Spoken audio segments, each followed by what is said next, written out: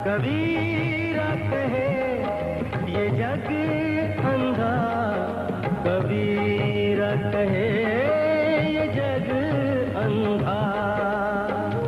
कबीरा कहे ये जग अंधा, कबीरा कहे ये जग अंधा। कबीर साहब की वाणी आज के युग में भी उतनी ही प्रासंगिक है जितने उस जमाने में।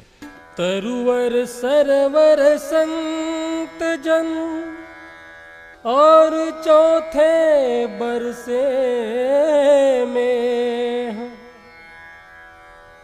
परमारथ के कारण चारों धारे दे। कबीर दास जी परोपकार की सीख देते हुए कहते हैं कि पेड़, तालाब, संत जन और वर्षा ये चारों दूसरों की भलाई के लिए ही होते हैं। ये सभी दूसरों के लिए ही शरीर का धारण करते हैं। जुलाहों के ऐसे ही मोहल्ले में कबीर साहब का लालन पालन हुआ। ऐसे ही मोहल्ले में कपड़ा बुनते बुनते, सूत काटते काटते उन्होंने कुछ ऐसी बातें कह दी जो पूरे संसार को रोशन कर गई, पूरे संसार को दिशा दिखा गई। अरबी भाषा का शब्द है। कबीर का अर्थ होता है महान। कबीर साहब सचमुच महान ही थे। 1338 में काशी के लहर तारा में उनका जन्म हुआ था। उनका पूरा पालन पोषण जुलाहा परिवार में हुआ। कबीर साहब सदुक्कड़ी भाषा में, अक्खड़ भाषा में अपनी बात कहते। उनकी भाषा सीधी सरल हुआ करती थी। वो अपनी बात खरी खरी कहा करते थे। बड़ा हुआ तो क्या हुआ, जैसे पेड़ खजूर, पंथी को छाया नहीं, फल लागत अति दूर। वो कभी डरे नहीं, किसी भी संप्रदाय से नहीं और किसी भी मान्यताओं से नहीं। कबीर ये घुमक्कड़ थे। सत्संग में उन्होंने बहुत सारा प्रचार, संतों के साथ बड़ी संगतियाँ की।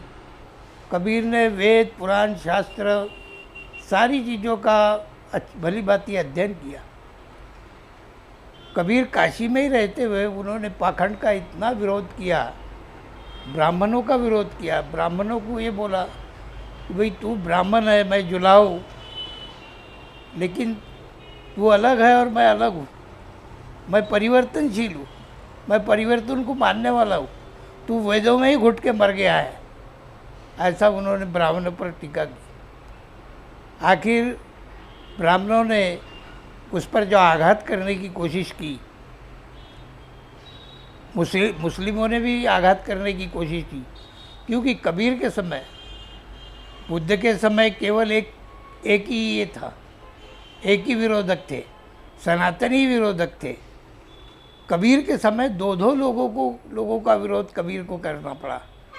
एक तो सनातनी वैदिक धर्म को मानने वाले ब्राह्मणों का, दूसरे जो आक्रमणकारी थे भारत पर, जिन्होंने आक्रमण किया था, ऐसे मुस्लिम संस्कृति के लोगों का, मुसलमानों का भी उनको विरोध सहन करना।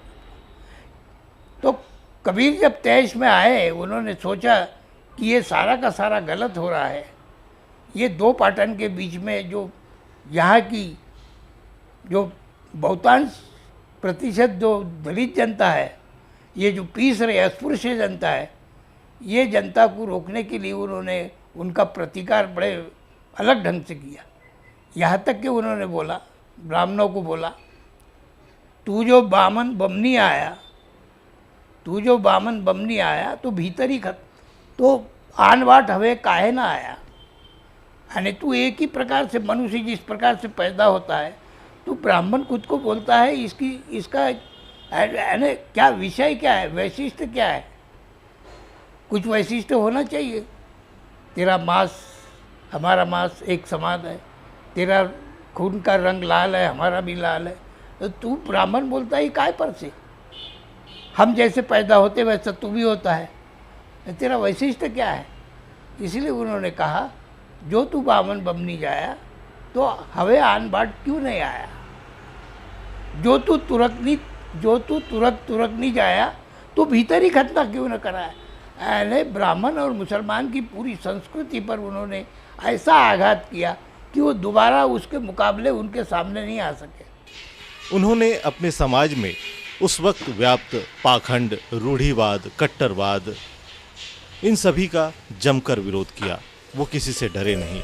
पाहन पूजे हरि मिले तो मैं पूजूं पहाड़, तासे तो चाकी भली पीस खाए संसार। कहते उनके शिष्य, उनके आसपास रहने वाले उनके मित्र उसे लिखते चले जाते। कबीर कहते हैं, मासी कागज छुओ नहीं, कलम गही नहीं हाथ। वहीं दूसरी बात वो कहते हैं, पोथी पढ़ी पढ़ी जग मुआ, पंडित भया न कोय। ढाई आखर प्रेम का, पढ़े सो पंडित होए। उन्होंने अपनी बात साखी, रमैनी, बीजक और उलटबासी में कही। कबीर का पूरा जीवन सत्य की खोज और असत्य की खंडन में गया। अरे जो तू साचा बाणिया तो सांची हाट लगा, अरे अंदर झाड़ू दे के ये कचरा देत बहार। कबीर किसी को मानने में नहीं, उसको जानने में विश्वास करते थे। ये जीवन महल में, अजब शहर में, आजा रे हंसा भाई, निर्गुण राजा पे निर्गुण से जीविताई। ओ निर्गुण से जीविताई।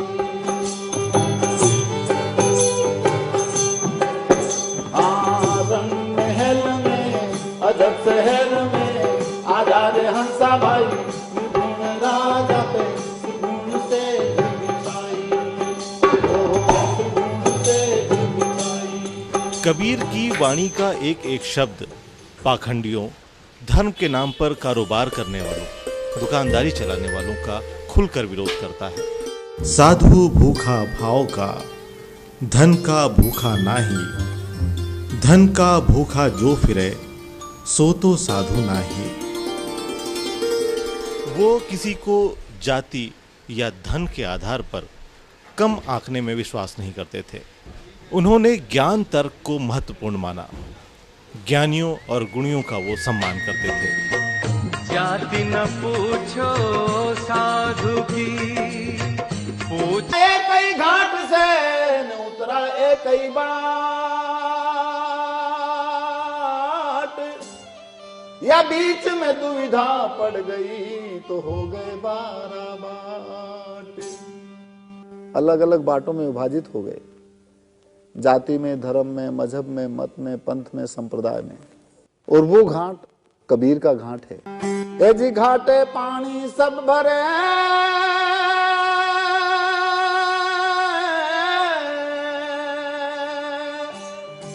और यो घट भरे न कोई।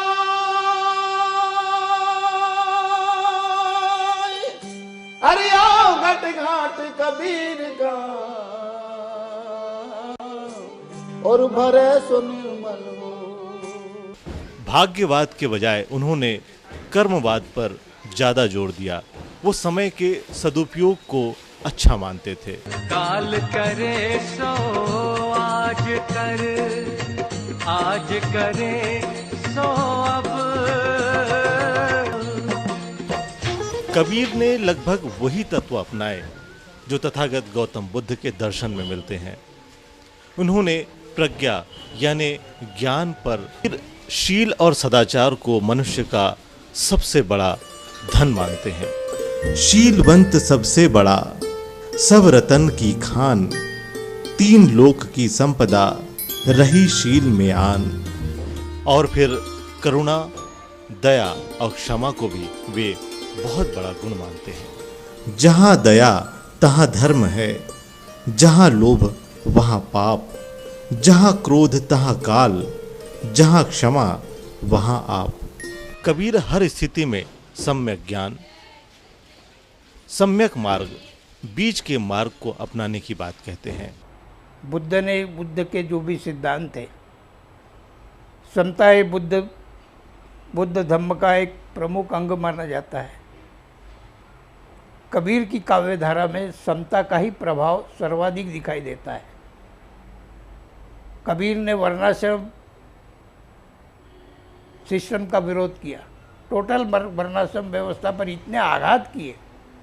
इधर जब बुद्ध की तरफ आते हैं तो ऐसा दिखाई देता है कि उनके मुंह से स्वयं बुद्ध ही बोल रहे हैं। बुद्ध का अष्टांगिक मार्ग, बुद्ध का पंचशील मार्ग, ये स्वयं कबीर ने अपने जीवन में सारे जीवन भर अस्तित्व में लाया। उनका सारा जीवन सद्भाव में भरा हुआ था। कबीर बंधुभाव, स्वतंत्र बंधुभाव, करुणा, प्रेम, इससे ओत पोत उनका मन था। फिर भी लोगों ने उनको इतनी तकलीफ दिया, इतनी दुख झेलना पड़ा उनको, फिर भी वो घबराए नहीं।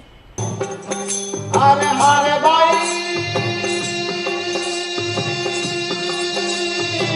गए कबीर विचार से माई से सारा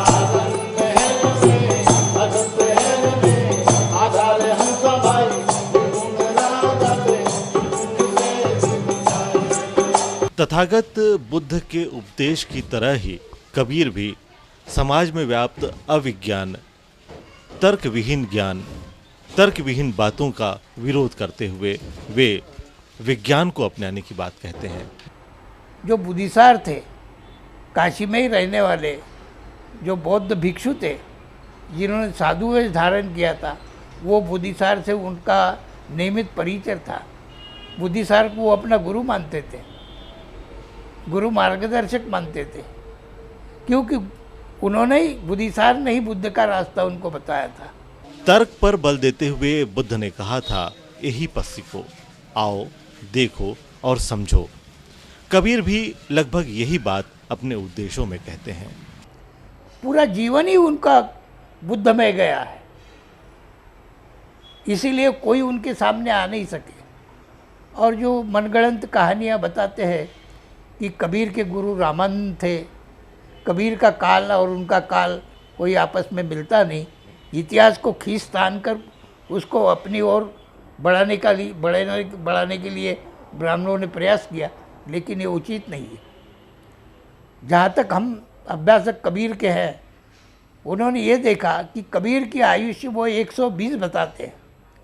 हमने कबीर की आयुष्य केवल 78 वर्ष की है, क्योंकि कबीर जहाँ जहाँ गए, जहाँ रहे, और एक व्यक्ति जो ताना बाना बुन के अपना सब काम करता है और जो आयुष्य करता है। रामानंद की उम्र हो सकती है, स्वामी रामानंद 120 वर्ष जिए होंगे, लेकिन जो आदमी रोज़मर्रे का काम करता है, कामगार आदमी है, सूत बुनता, कताई करता है, कपड़ा बुनता है, बाजार में जाके बेचता है, तब घर को लाता है, तब अनाज लाता है, तब खाता है, ऐसा आदमी, उसकी उम्र ये 78 साल की बराबर होनी चाहिए। 78 साल जो ग्रेजुएटर का है, जो बनारस के ग्रेजुएटर का उस समय का है, उसी को हमने मान्यता दी है। बाकी और जो साहित्यिक है वो कबीर को अपने अपने तरीके से ये करते हैं। और कोई भी महापुरुष कब पैदा हुआ, कब आया, कब तक रहा, वो 200 साल जिया, 300 साल जिया, उसने कार्य कितने अच्छे किए उस पर निर्भर है। कबीर आए, कबीर ने बुद्धिज़्म का कार्य अच्छे प्रकार से किया। मध्य युग में वो एक ही आदमी ऐसे थे जिन्होंने बुद्धिज़्म की मशाल धड़धड़ाते हुए जलाई और उनको वो धम्मचक्र सार का गतिमान अच्छी तरह करते रहे। मध्य युग तो जब तक वो रहे 78 साल की उम्र तक, तब तक वो चक्र चलता रहा। इसीलिए कबीर ये बुद्ध तत्वज्ञानी थे, बुद्धिवादी थे, बुद्ध के प्रचारक थे, उनके बहुत अच्छे सेवक थे। सब कुछ जानने समझने के बाद भी लोग अंधविश्वासों से घिरे जब नजर आते हैं, तब कबीर की वाणी कुछ उल्टी हो जाती है। वो तीखी, समझाने का तरीका कुछ और है, बुद्ध का समझाने का तरीका कुछ और है। बुद्ध भी वही कहना चाहते, कबीर भी वही कहते हैं, लेकिन कबीर अपने अक्कड़ भाषा में कहते हैं, जिसको अक्कड़ भाषा का बोलना पड़ेगा। वो कबीर अक्कड़ भाषा में कहते कि बाबा रे, अब तो भी तू समझ जा, तू इतना नादान है, मैं इतने दिन से समझा रहा हूँ, तू ये बात को मान क्यों नहीं रहा, तू अपनी क्यों लगा रहा। और कबीर अपनी भाषा में समझाते हैं उसको। कबीर मूलतः समाज सुधारक, अंधविश्वास के खिलाफ, अंधभक्ति के खिलाफ काव्य कहने वाले कवि थे, लेकिन उन्हें भक्ति रस का कवि बना दिया गया। इतिहासकारों ने उन्हें भक्ति रस का कवि बना दिया। ये काशी में पैदा नहीं हुए, कबीर मगध में पैदा हुए। मगध यानी पुरातन काल का मगध, जो अपभ्रंश के कारण मगध हो गया। कबीर मगध में पैदा हुए और मगध में ही मर गए, क्योंकि हिंदुओं ने ऐसी अंधश्रद्धाएं फैलाए रखी थी कि काशी में अगर आदमी मर गया वो मुक्ति को प्राप्त होगा, लेकिन अगर मगध में मरता है तो अगले जन्म में गधा होगा। ऐसा जो अतिशयोक्ति ब्राह्मणों ने निर्माण की थी, उसलिए उस अंधश्रद्धा को आखिरी ठोकर लगाने के लिए कबीर ये मगध गए। कबीर ये मगध में ही पैदा हुए, काशी में उनका सारा जीवन बीता, लेकिन मरने के टाइम फिर वो जहाँ पैदा हुए थे मगध में, वही जाके उन्होंने उनका निर्वाण प्राप्त हुआ। कबीर विवेक, निर्वाण, परमपद, इस पर कबीर के सैकड़ों हजारों दोहे हैं, जिन्होंने ब्राह्मणों ने सब सारा साहित्य अलिप्त करके अपना भक्ति साहित्य उनके सामने उनके नाम से लाकर खड़ा करने की कोशिश की। लेकिन भारत में डॉक्टर बाबा साहब अम्बेडकर ने, जब कबीर 1950 तक के कबीर अस्तित्व में था, वो कबीर को जब पढ़ा तो उनकी समझ में आया कि ये ब्राह्मणों ने और मुसलमानों ने सब कबीर को बंदिश करने की कोशिश की है। कबीर तो ये बहुत ही परिवर्तनशीलवादी आदमी है, कबीर एक क्रांतिकारी आदमी है, कबीर ये सामाजिक उद्गाता आदमी है, कबीर ये युगदृष्टा आदमी है। बाबा साहब डॉक्टर भीमराव अंबेडकर का परिवार भी कबीर के विचारों को मानता था और कबीर बुद्ध के विचारों से प्रभावित थे। अगर गौर से देखें तो डॉक्टर बाबा साहब अंबेडकर के परिवार में बुद्ध के विचार की नींव उसी वक्त पड़ गई थी। बाबा साहब के निवास में, यानी उनके वंश परंपरा खानदान में, उनके पिताजी के घर में पहले से ही कबीर वंश चला आ रहा था, कबीर विचार चले आ रहे थे। बचपन से भीमराव रामजी अंबेडकर ये कबीर के दोहे, भजन वगैरह सुना करते थे, वो गुणगान में वो रहते थे। वो उनके नज़र से ही वो कबीर गुजरा और इसलिए बुद्ध के साथ साथ कबीर जब जुड़ जाते, उन्होंने देखा कि कबीर ये तो भयंकर प्रलयंकारी आदमी है, बहुत तेज है। बुद्ध जैसे अश्वलायन को बुद्धायन धम्मा में जो उन्होंने बताया, बाबा साहब अम्बेडकर ने जो बुद्धायन धम्मा में, कि अश्वलायन को कैसा उपदेश किए। उनका उपदेश एक तात्विक उपदेश है। बुद्ध यह अलग ढंग से समझाते हैं, कबीर यह अलग ढंग से समझाते हैं। दूसरी बात ये कि डॉक्टर बाबा साहब अम्बेडकर ने बुद्ध को जब माने, उसके साथ में कबीर को जोड़ते समय उन्होंने देखे कि कबीर में ऐसी क्या विचारधारा है जो कबीर बुद्ध से उसको जुड़ सकती है। तो उनमें उन्होंने देखा समता है, स्वातंत्र्य है, बंधुत्व है, न्याय है।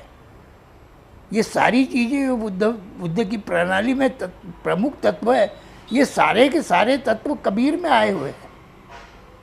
और तीसरी वजह है, जहाँ तक मैं समझता हूँ, 1946 के जो देश में इलेक्शन हुए, डॉक्टर बाबा साहब अम्बेडकर को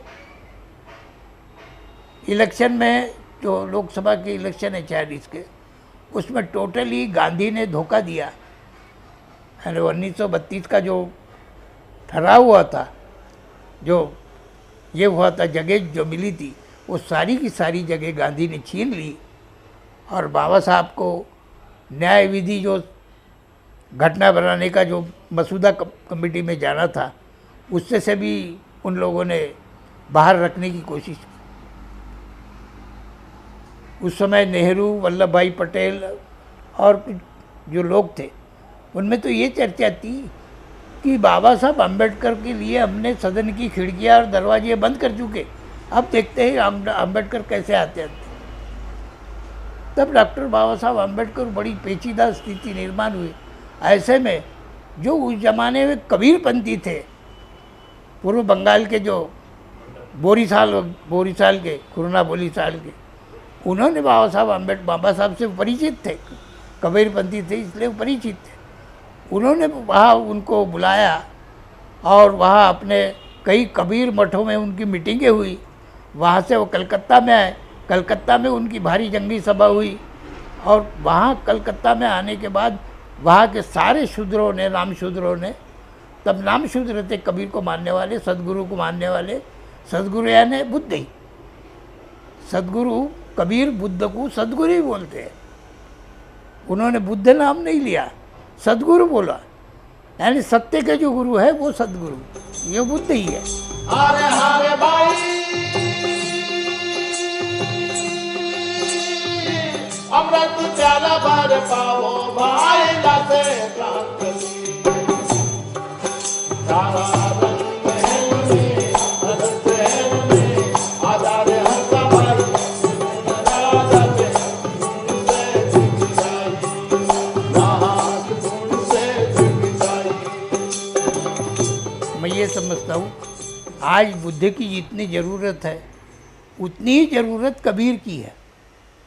वो इस दायरे से कि आज जो कभी नहीं था इतना भ्रष्टाचार आज बढ़ा हुआ है। यानी जो कबीर ने भ्रष्टाचार के ऊपर जो बोला है, आज भांडवलवाद बढ़ा हुआ है और भी ऐसी जो चीज़ें हैं, आदमी के दिमाग को जो भ्रष्ट करने वाली चीज़ें हैं वो काफ़ी बढ़ गई है।